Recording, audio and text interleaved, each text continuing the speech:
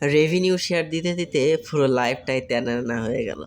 যা কয়টা dollar income করি তার 20%ই নিয়ে চলে যায় রেভিনিউ শেয়ারতে, সামান্য পরিমাণ ব্যাকগ্রাউন্ড মিউজিকে। আর এমন একটা ব্যাপার, ব্যাকগ্রাউন্ড মিউজিক ছাড়া ভিডিও মজে না। তো যাই হোক, ব্যাপারটা হচ্ছে আমরা যারা বিভিন্ন জায়গা থেকে ফ্রিতে কপিরাইট ফ্রি মিউজিক নিই, তাদেরকে অবশ্যই কোনো না কোনো টাইম রেভিনিউ শেয়ার দেয়া লাগে।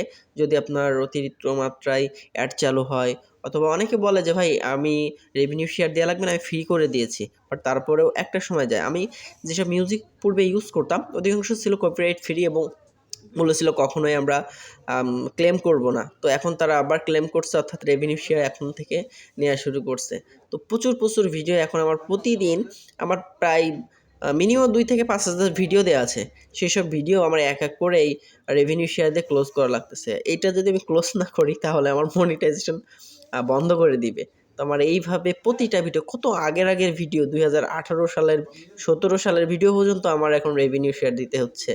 পুরো মেজাজটাই খারাপ হয়ে যাচ্ছে এখন। এইজন্য আসলে যারা আপনার ব্যাকগ্রাউন্ড মিউজিক ইউজ করেন, চেষ্টা করবেন নিজে একটা বানিয়ে নিবেন অথবা অন্যটা না ব্যবহার করার জন্য।